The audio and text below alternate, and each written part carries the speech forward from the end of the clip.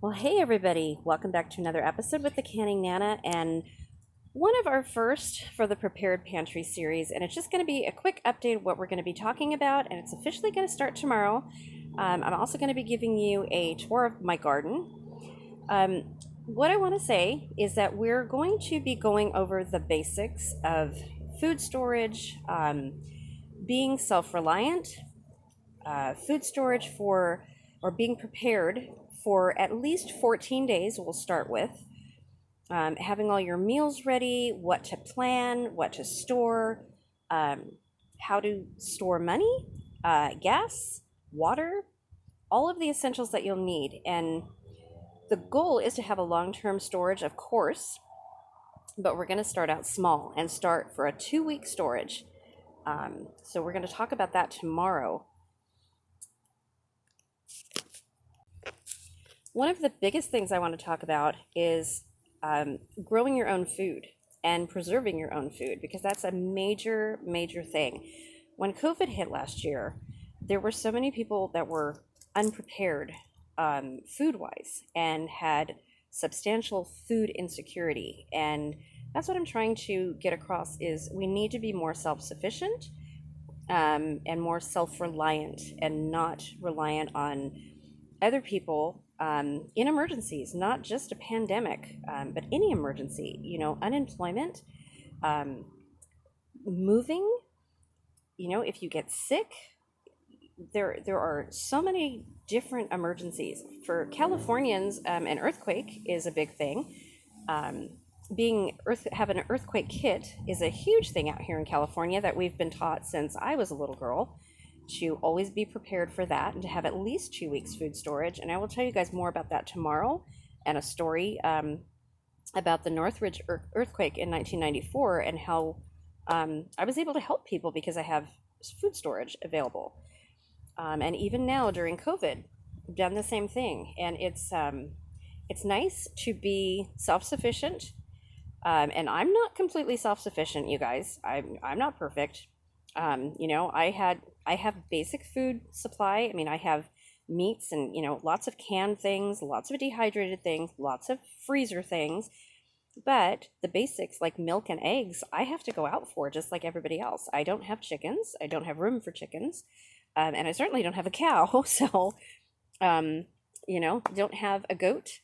So we would rely on powdered milk in that case. So I did stock up on a lot of evaporated milk, condensed milk, powdered milk, and luckily we didn't have to use any of that. We were able to get food delivered, or we were able to go out to the store for food, which is right here. But there were severe food shortages, and there really were. And I know that a lot of you guys have experienced the same thing during the pandemic. So I think the pandemic has opened all of our eyes on what we need, what we were lacking. Look at toilet paper. I mean, how many people had to run out to the store for toilet paper or paper towels or napkins? Just basic things that we take for granted every day. Things like that. We just need to open our eyes and learn. I hope we all learned a lot last year, but we need to learn what our family needs and prepare for that. We don't want to store things that our family isn't going to eat. Though in an emergency, and if you're hungry, you would eat anything, I think, just to stay sustained. So it's really important to, if you're going to can the things that your family likes, to buy things on sale when you can. I know the price of food is going up big time, and there are food shortages all over right now.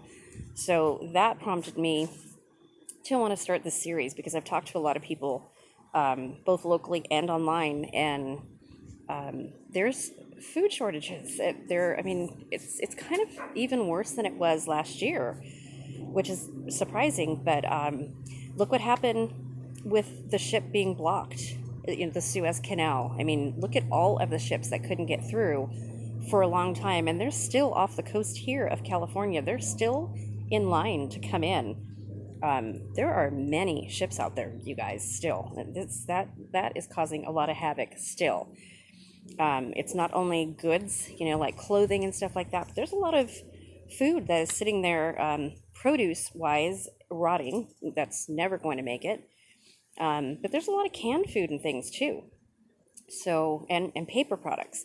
We rely on a lot of other countries for a lot of things. And I think that's one of the main things that we need to do to be self-sufficient is really, really look in your family, go over what your family needs and uses, and we'll go from there. Okay. So tomorrow we're going to start this series, and I hope you guys will all be with me. I will be doing a few lives and question and answer, and I think tomorrow's video I'm going to premiere it so that I can watch it with you guys and answer any questions in the chat while the video is premiering. So I will see you guys soon. Just a quick update. I'm showing you guys of the garden a little bit. Just want to show you these tomatillos because I've never grown these before, and these are just really cool to me. They have these. There you go, right there. Isn't that cool? So I make salsa out of tomatillos all the time, but I've never grown them. So now look at these bushes. I mean, they're just crazy. And I've only got 3 plants here, and all of the branches have multiple leaves. It's just, and buds everywhere, just crazy. So I'm really happy with this. I'm really glad. I will see you guys tomorrow. I look forward to getting this together and getting started and hearing what you guys have to say too, and where you are on your food storage and your preservation, your canning, dehydrating, freezing. All of that stuff is just so important. Okay, see you guys soon.